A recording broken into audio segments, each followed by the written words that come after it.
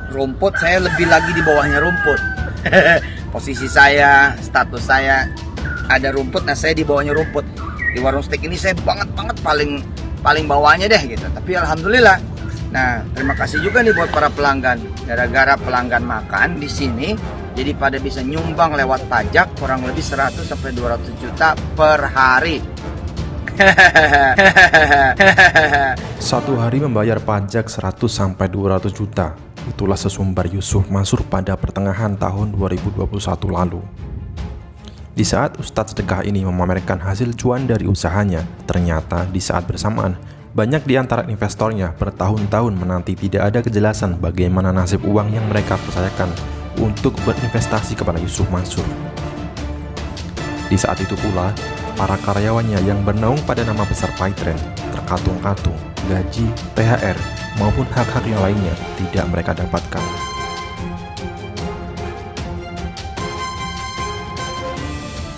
Oh iya mas, sama ini mas, THR juga mas, 2 periode mas, 2021 sama 2020, 2021 belum dibayarin. Bahkan THR juga belum dibayarkan?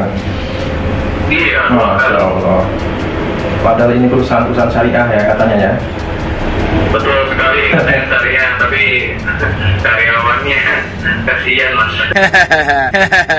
Nah, pengusaha-pengusaha yang seperti ini menurut saya perlu juga ditinjau ulang izinnya, atau mereka kalau mau mendirikan perusahaan baru juga harus dikaji dengan sebaik-baiknya, dan kemudian kalau perlu hal-hal seperti ini termasuk perusahaan yang seperti ini izinnya dicabut saja menurut saya.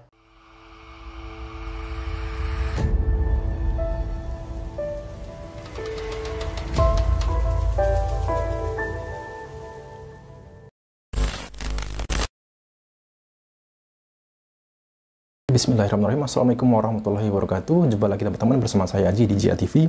Ada beberapa hal yang ingin Bapak Jani Mustafa sampaikan, tetapi sebelumnya saya ingin membacakan mengenai buku yang ditulis oleh Dr. Irwansyah Syarif. Pada halaman 91 ini tertulis berjudul, subjudulnya Hilangnya Rasa Malu ya. Ini berkaitan dengan Paytrend juga. Di sini ditulis YM yang selalu mengaku taat aturan dalam berbisnis dan paham agama terbukti tidak sama ucapan dengan perbuatan. Bukankah dalam hadis diperintahkan agar majikan membayar upah kerjanya sebelum keringatnya kering? Dan juga dituliskan sebagaimana dari Abdullah bin Umar, ia berkata bahwa Rasulullah SAW bersabda, bayarlah upah kepada para pekerja sebelum keringatnya mengering. Hadis riwayat Ibnu Majah. Nah, ini adalah bentuk kritikan dari Dr. Irwansyah Syarif. Beliau ini adalah dosen salah satu perguruan tinggi di Indonesia. Tentunya ini harusnya didengar oleh Yusuf Mansur. Ya, bagaimanapun Yusuf Mansur pasti mampu karena beliau seringkali mengatakan bahwa mempunyai usaha lain yaitu di bidang kuliner dan juga terkait memiliki saham di mana-mana ya. Bisa membayar pajak sehari 100 sampai 200 juta. Tentunya itu membuktikan bahwa Yusuf Mansur sebenarnya mampu ya. Saya lihat juga saat ini warung Steak and Shake juga saat ini makin besar ekspansinya. Dan juga saya ingatkan kembali bahwa kalaupun perusahaan Paytrend ini mengalami goncangan keuangan, kesulitan keuangan, tetapi kalau pemilik usaha ini Yusuf Mansur sendiri di sisi usaha lain itu sedang moncer-moncernya ya, secara finansial itu mampu, saya kira tidak sulit lah Yusuf Mansur untuk membayar para karyawan itu ya mengenai kekurangan gaji, THR, pesangon dan lain-lain ya. Saya turut miris prihatin juga kenapa saya terus menyuarakan ini ya, karena saya sendiri juga pernah mengalami ya posisi sebagai karyawan ya. Saya tidak membayangkan juga selama 2 tahun bahkan itu gaji tidak terbayarkan, padahal gaji itu bisa digunakan untuk mungkin untuk membuat usaha kecil-kecilan ataupun memenuhi kebutuhan sehari-hari, dan juga bahkan ada karyawan yang loyalitasnya cukup lama juga. Kalaupun di PHK juga pastinya harusnya mendapat pesangon. Itu adalah bentuk apresiasi terhadap loyalitasnya selama ini ya. Itu saja dari saya. Berikutnya ada hal yang ingin disampaikan oleh Pak Zani terkait dengan upaya atau perjuangan mantan 14 karyawan Paytren dalam menuntut gaji THR pesangon dan lain-lain. Ya, saya kira saya cukupkan sekian. Assalamualaikum warahmatullahi wabarakatuh. Assalamualaikum warahmatullahi wabarakatuh. Selamat sore para pemirsa semua, di mana suara saya bisa didengar atau bisa dilihat. Pada hari ini Sabtu tanggal 13 Agustus 2022, saya ingin mengabarkan kepada para pemirsa semua atau kepada para netizen yang selama ini bertanya-tanya bagaimana tindak lanjut kelanjutan perkara 14 karyawan PT Peritra Sentosa Internasional dengan pengusaha PT Peritra Sentosa Internasional atau biasa disebut dengan Paytren, yang mana ownernya adalah Yusuf Mansur atau Jam'an Nur Khotim Mansur alias Yusuf Mansur. Pada hari Kamis tanggal 11 Agustus 2022 sekitar jam 11.30 kami mendatangi kantor Disnaker Kota Bandung untuk menyampaikan surat ini. Ini tanda terimanya. Surat ini adalah menindaklanjuti surat kami tertanggal 21 April 2022 nomor 005-ZMNP-4-2022 perihalnya permohonan pencatatan perselisihan hubungan industrial, yang mana sebenarnya atas perkara 14 karyawan, 14 pekerja atau buruh dengan pengusaha Paytren ini sebenarnya sudah dilakukan tripatrit, yaitu mediasi tripatrit sebanyak 2 kali. Namun pengusaha atau Paytren meminta agar dilakukan bipatrit ulang. Kemudian oleh mediator Disnaker dalam tripatrit tersebut diperkenankan dan diizinkan. Kemudian antara kuasa hukum 14 karyawan, saya dan rekan saya Sudaryanto, kemudian dengan kuasa hukum Paytren yaitu Saudara Ari melakukan bipatrit, perundingan bipatrit. Namun sampai dengan 4 kali ternyata juga gagal, walaupun proposal yang saya ajukan mengenai nilainya kemudian dikoreksi oleh pengusaha Paytren.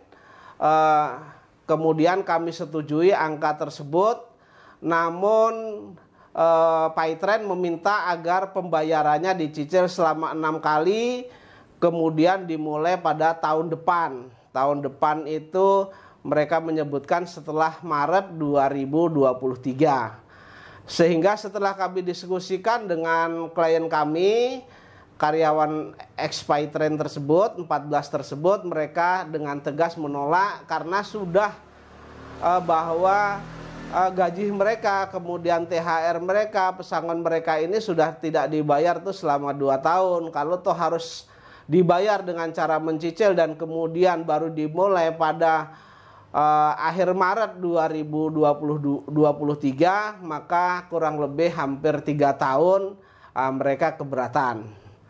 Kemudian terkait dengan adanya penolakan ini, maka deadlocklah perundingan bipatrit yang kami lakukan. Sehingga dengan adanya deadlock ini kami kemudian bersurat dengan surat ini, kemudian kami minta kepada Disnaker Kota Bandung untuk melakukan tripatrit ulang. Tripatrit lanjutan, bukan ulang, mohon maaf, tripatrit lanjutan. Nah, kemarin surat sudah kami sampaikan, kemudian saya juga sekaligus kemarin menemui mediator dalam tripatrit tersebut. Beliau berjanji setelah 17 Agustus akan dilakukan panggilan baik kepada kami maupun kepada pengusaha Paytren. Begitu, Mas. Oke, Pak Zini. Saat ini Pak, mantan 14 karyawan Paytren ini yang dirumahkan, bahkan di PHK maupun gaji yang belum dibayarkan itu saat ini bagaimana kabarnya Pak? Ya, kalau kabar daripada klien saya ini mereka kan ada yang 11 orang itu di PHK, kemudian 11 orang di PHK, kemudian 2 dirumahkan, 1 orang mengundurkan diri. Saat ini mereka, menurut keterangan mereka, belum bekerja. Jadi mereka juga masih sangat mengharapkan sekali kebaikan hati, kemurahan hati dari Paitren ini, sebenarnya begitu. Namun kalau saya lihat dengan adanya awal perkara ini kami ajukan ke Disnaker, kan sebenarnya sebelumnya itu sudah kami lakukan undangan 2 kali kepada Paitren, namun Paitren tidak mengindahkan. Karena itu tidak mengindahkan, sehingga menurut hemat saya mereka sudah tidak punya itikat baik untuk menyelesaikan dalam perundingan Bipatrit. Kemudian saya berdasarkan undangan yang tidak dipenuhi tersebut, saya ajukan ke Disnaker untuk dicatat dalam perselisihan hubungan industrial. Kemudian setelah surat saya masuk secara cepat, kemudian Disnaker telah memanggil kami dan pengusaha PT Paitren, kemudian dilakukan mediasi selama 2 kali gitu. Jadi di mediasi yang kedua itu justru mereka minta agar dilakukan perundingan Bipatrit ulang. Nah, ternyata permintaan perundingan Bipatrit ulang ini hanya mengulur-ngulur waktu saja. Nah, hal tersebut dapat kami buktikan dengan adanya angka tersebut kami setujui, tapi mereka mintanya akan dibayar secara mencicil dan tahun depan. Ini menurut saya sudah tidak beritikat baik lah, itikatnya kurang baik. Dan kalau dalam hukum Islam itu kan sudah melanggar ketentuan bahwa gaji karyawan itu harus dibayar sebelum keringatnya kering, begitu Mas Haji. Baik. Jadi semuanya ini menolak ya Pak ya dengan tawaran gaji dicil tersebut. Pak, apa ada yang mungkin pasrah menerima tawaran dari Paitren ini Pak? Angka yang proposal yang kami nilai, jumlah nilai yang kami ajukan kemudian dikoreksi, sebenarnya dari karyawan sudah menerima. Cuman yang karyawan yang keberatan ini ketika itu nanti dicicil selama 6 kali dan dimulai pun nanti di tahun depan gitu, Maret. Ini kan menambah penderitaan bagi pekerja atau buruh, Mas, begitu. Baik. Terakhir Pak, harapan Bapak dengan upaya tripartit dengan dimediatri oleh pegawai Disnaker ini Pak? Jadi begini, harapan saya sih dari awal ketika ini sebenarnya dari mulai undangan yang tidak dihadiri oleh Paitren, kemudian kami masukkan, kami catatkan perselisihan, kemudian dilakukan mediasi dalam tripartit, itu sebenarnya harapan saya hak dari karyawan itu dibayar saja, karena itu merupakan kewajiban daripada pengusaha atau Paitren begitu.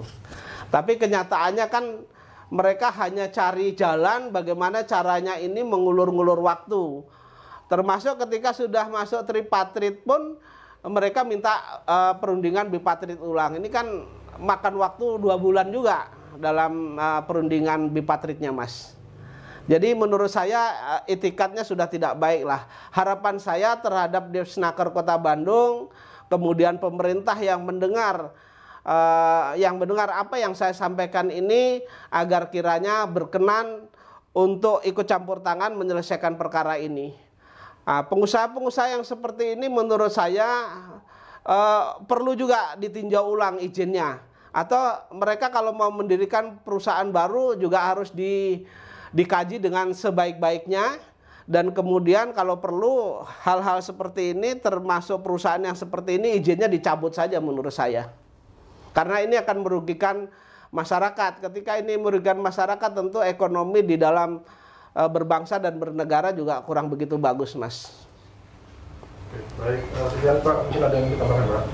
Cukup, saya kira itu saja. Saya minta ini aja yang saya tambahkan, karena ini Paitren itu ownernya adalah Yusuf Mansur, yang mana mereka melabeli dirinya dengan sebutan ustadz, ulama atau kiai.